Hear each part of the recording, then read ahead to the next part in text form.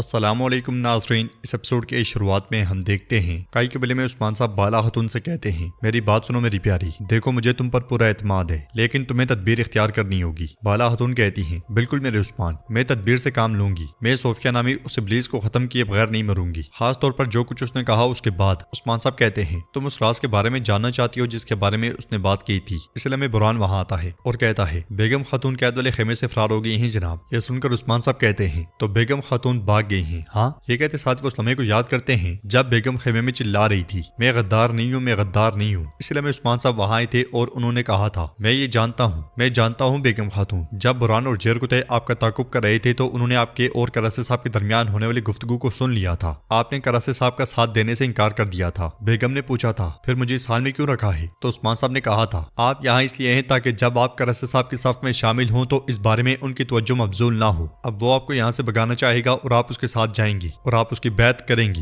جب وہ کفار سے تعاون کرے گا تو آپ آ کر ہمیں بتائیں گی، اور اب جبکہ ہر کوئی آپ کو غدار سمجھے گا تو ایک حقیقی غدار سامنے آ جائے گا اور اس طرح مجھے وہ غدار بھی مل جائے گا۔ اس خیال کے بعد برہان کہتا ہے حضور آپ کے حکم کے مطابق میں نے تمام صدران اور ان کے آدمیوں کا تعاقب کیا۔ بیگم خاتون جس وجہ سے باغی ہیں وہ شخص گینجر صاحب ہیں۔ یہ سن کر عثمان صاحب کہتے ہیں اچھا تو گینجر بے؟ ہاں۔ اس لیے میں توران گینجر کے سپاہی کو لا کر وہاں گھٹنوں کے بل بٹھا دیتا ہے اور کہتا ہے حضور یہ گینجر کا سپاہی ہے، اس نے اپنا منہ کھول لیا ہے اور ہر چیز کا اعتراف کر لیا ہے۔ یہ سن کر عثمان صاحب کہتے ہیں اسے باہر چوک میں لے جاؤ۔ توران اسے لے جاتا ہے اور برہان بھی باہر چلا جاتا ہے۔ عثمان صاحب کہتے ہیں تو تم غدار ہو، اب ہم دیکھیں گے۔ باہر پورا قبیلہ جمع ہوتا ہے۔ بیحان بلند آواز سے کہتا ہے ہم اس طرح کیوں کھڑے ہیں صدران جبکہ غدار فرار ہو گیا ہے؟ اب ہم عثمان صاحب کو کیا کہیں گے؟ چلیں بیگم خاتون کے پیچھے چلتے ہیں۔ تو علاؤالدین کہتا ہے پرسکون ہو جائے بیحان بے، ہمارے سپاہی اس کے پیچھے گئے ہیں، آپ پریشان نہ ہوں۔ برہان کہتا ہے مزید یہ کہ عثمان صاحب کے حکم کے بغیر کوئی بھی قبیلے سے ایک قدم بھی نہیں اٹھا سکتا۔ یوسف کہتا ہے میری بہن غدار نہیں ہے اور اس نے کبھی بھی عثمان صاحب سے غداری نہیں کی، لیکن مجھے معلوم نہیں کہ وہ کیوں بھاگی۔ کیا فرار ہونے کا مطلب اس الزام کو قبول کرنا ہے؟ کیوں بہن کیوں؟ تو بیحان کہتا ہے یوسف یہ تم اپنے منہ سے کہہ رہے ہو، بھاگنے والا مطلب اس نے اپنا الزام قبول کر لیا ہے۔ اب بیگم خاتون کا خون بہانا ہم سب کے لیے حلال ہے۔ وہاں موجود گینجر بھی اس ساری صورتحال کو غور سے دیکھ رہا ہوتا ہے۔ اسی لیے میں عثمان صاحب وہاں آتے ہیں اور کہتے ہیں بلا شبہ غداری بغیر سزا کے نہیں رہے گی، خواہ بیگم خاتون قبیلے سے بھاگ بھی کیوں نہ گئی ہوں۔ جس نے انہیں قبیلے سے بگایا وہ اب ہمارے درمیان ہے۔ یہ کہتے ساتھ ہی عثمان صاحب سردار گینجر کی جانب دیکھتے ہیں تو آئیکت اور تورانو سے دبوچ لیتے ہیں۔ سردار گینجر چلاتے ہوئے کہتا ہے آپ یہ کیا کر رہے ہیں عثمان صاحب؟ تو عثمان صاحب کہتے ہیں غداری کا ارتکاب چھپ کر کیا جاتا ہے لیکن یہ بالکل پوشیدہ نہیں رہتی۔ کیا ہوا گینجر بے؟ کیا آپ نے سوچا کہ ہمیں معلوم نہیں ہوگا کہ آپ کراسے کے ساتھ تعاون کر رہے ہیں؟ گینجر کہتا ہے میں نے آپ سے غداری نہیں کی عثمان صاحب۔ تو عثمان صاحب کہتے ہیں چپ، بالکل چپ، میری آنکھوں میں دیکھتے ہوئے بھی تم جھوٹ بول رہے ہو۔ شکار والے مسئلے کا کراسے صاحب کو ہمارے منصوبے کے بارے میں بتا دیا، اس نے صوفیہ کو ہمارے ہاتھوں سے بھاگنے میں مدد کی جبکہ میں موت کا خطرہ لے کر گیا۔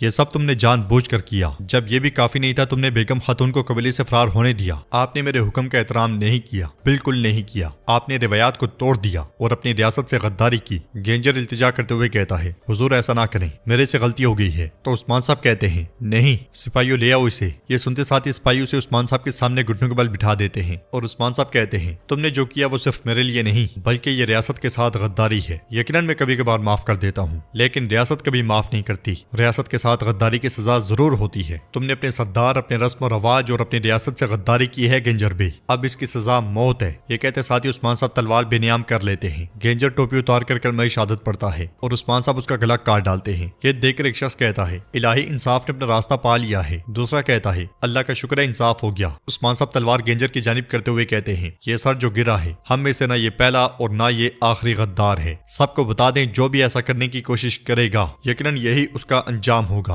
ادھر صوفیہ اپنے ٹھکانے میں موجود ہوتی ہے، اس لیے میں حلیمہ وہاں آتی ہے۔ صوفیہ اس سے پوچھتی ہے پوئنا کیا تم نے اپنے دشمنوں کو دیکھا ہے؟ کیا تم بالا سے ملی ہو؟ تو حلیمہ کہتی ہے میری طبیعت ٹھیک نہیں ہے خالہ، میں نے انہیں دیکھا، میں نے بالا اور اس کی بیٹی کو دیکھا۔ صوفیہ کھڑے ہو کر پوچھتی ہے کیا ہوا بتاؤ مجھے۔ حلیمہ کہتی ہے انہوں نے مجھ سے میرا خاندان اور میری زندگی چھین لی، انہوں نے میری ماں اور بابا کو مار دیا لیکن ابھی تک وہ خوش ہیں، کیا یہ انصاف ہے؟ صوفیہ خوش ہوتے ہوئے کہتی ہے یقیناً یہ انصاف نہیں ہے لیکن تم اور میں انصاف کریں گی، وہ ان تمام تکلیفوں کی قیمت ادا کریں گی جسے انہوں نے ہمیں دوچار کیا ہے۔ تم اپنی ماں اور بابا کا انتقام لو گی، رونے کا وقت نہیں ہے، یہ انتقام لینے کا وقت ہے۔ اب بتاؤ تمہارا پہلا فریضہ کیسا رہا؟ حلیمہ کہتی ہے میں عثمان کی بیٹی فاطمہ سے ملی، بالا کو دیکھا۔ صوفیہ تھوڑی پریشان ہوتے ہوئے پوچھتی ہے جب پہلی بات دیکھا تو تم نے کیا محسوس کیا؟ جواباً حلیمہ کہتی ہے غصہ، میں اسے وہاں اسی لمحے مار دینا چاہتی تھی۔ یہ کہتے ساتھ ہی وہ موم بتی کو ہاتھ سے بجھا دیتی ہے اور صوفیہ خوش ہوتے ہوئے کہتی ہے پوئنا جلدی تم اسے مار ڈالو گی۔ ادھر ہم دیکھتے ہیں کہ بیگم خاتون کی عماز کے ساتھ کراسے کے کمرے میں داخل ہوتی ہیں کہ क्योमास कहता है, हुजूर बेगम खातून को खैरियत से लेकर आया हूँ। करासे कहता है, अल्लाह का शुक्र है हमने तुमको उस्मान के हाथों से सलामत बचा लिया। ये कहते साथ ही सरदार करासे सबको भेज देता है और बेगम कहती है, करासे बे शुक्रिया, मैं आपकी बदौलत देख सकती हूँ कि क्या सही है और क्या गलत। तो करासे कहता है, मैंने तुमसे कहा कि उस्मान बगैर फैसले के फांसी देने में बहुत माहिर है, वो इंसाफ और रस्म रवाज से बहुत दूर रहता है। बेगम खातून कहती है, आप जो कहते हैं वो सच है, बिल्कुल सच है। मुझे बोलने और अपना दिफा करने की भी इजाजत नहीं दी, वो मुझे घसीट कर फांसी तक ले जाते। करासे कहता है, उसने कितनी बार तुम पर जुल्म किया है, अब से तुम मेरे साथ रहोगी, उस्मान तुम्हें कभी छू भी नहीं सकेगा, हरगिज नहीं, लेकिन ये इत्तेहाद के साथ होना जरूरी है। बेगम पूछती है, करासे साहब आप क्या कहना चाहते हैं? तो करासे कहता है, मैं तुमसे बैत नहीं चाहता। बेगम पूछती है, फिर आप क्या चाहते हैं? तो सरदार करासे कहता है, बेगम खातून मैं तुमसे शादी करने की दरख्वास्त करता हूँ, मुझसे शादी कर लो। यह सुनकर बेगम बहुत परेशान हो जाती है। करासे मजीद कहता है, मेरी बीवी बनो, मेरी साथी बनो और मेरी सरदारी की खातून बनो, बताओ क्या कहती हो? बेगम खातून को कुछ समझ नहीं आता।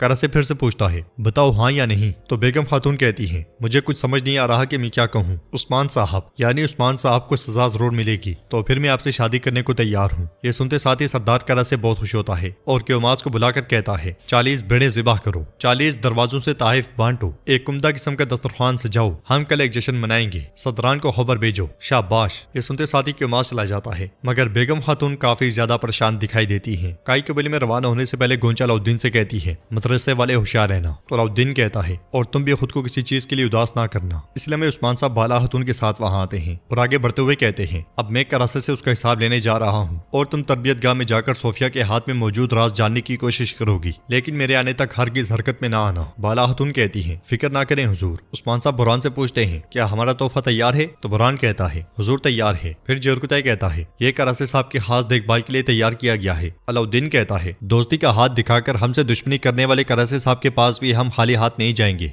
है ना हुजूर? उस्मान साहब कहते हैं, उसूल यही है, हम जरूर तोहफा लेकर जाएंगे। काई सख्त मिजाज होने के साथ साथ नरम मिजाज भी हैं। करासे साहब को ये भी दिखा देंगे। बाला खातून होलोफेरा और उरहान के साथ, जबकि उस्मान साहब सिपाहियों के साथ रवाना हो जाते हैं। उधर बेगम करासे के साथ आगे बढ़ते हुए कहती है, लोकास और सोफिया से की जाने वाली मुलाकातें तिजारत के लिए जरूरी है करासे साहब, उन्होंने मेरे भाई को तकलीफ पहुंचाई। करासे कहता है, मैं जानता हूँ, इसके लिए वो तुमसे माफी मांगेंगे, वो भी आज। उन्हें भी दावत दी गई है, अपने चेहरे को उदास तो ना करो, तुम आज से करासे कबीले की खातून बन गई हो, तुम्हारे सामने कौन खड़ा हो सकता है? वैसे भी लोकास और सोफिया के साथ हमारा इत्तेहाद हमारी ताकत में इजाफा करेगा, उस्मान जल्द या बदेर मुंह के बल गिरेगा। बेगम कहती है, मेरे ख्याल में ये कोई मुस्तकिल मुआहिदा नहीं होगा। करासे कहता है, मैं हमेशा अपने मफादात को ज़हन में रखता हूँ बेगम खातून, मुझे सोफिया और लोकास को इस्तेमाल करने के बाद फेंकने में ज्यादा वक्त नहीं लगेगा। फिर बेड़े के नक्शे के पास जाकर कहता है, अब से मेरे भेड़ों में से आधे तुम्हारी हिफाजत में होंगे, मजीद ये कि शादी में तोहफे के तौर पर मेरे किलों में सबसे बड़ा किला तुम्हारा होगा। ये कहते साथ ही वो किले की चाबी खोलकर दिखाता है और मजीद कहता है, मैं तुम्हारे भाई यूसुफ को भी भूलने वाला नहीं हूँ, उसे भी अपने लश्कर के सरबराह के तौर पे अपने साथ रखूंगा। बेगम कहती है, वो अब मुझसे नाराज है, लेकिन वो यकीनन समझ जाएगा, वो समझ जाएगा कि मैंने कबीले की खातिर क्या कुर्बानी दी है। तो नाज़रीन, इसके साथ ये एपिसोड भी इख्तिताम पजीर होती है। अगर आपको वीडियो पसंद आई तो वीडियो को लाइक कर दें, चैनल को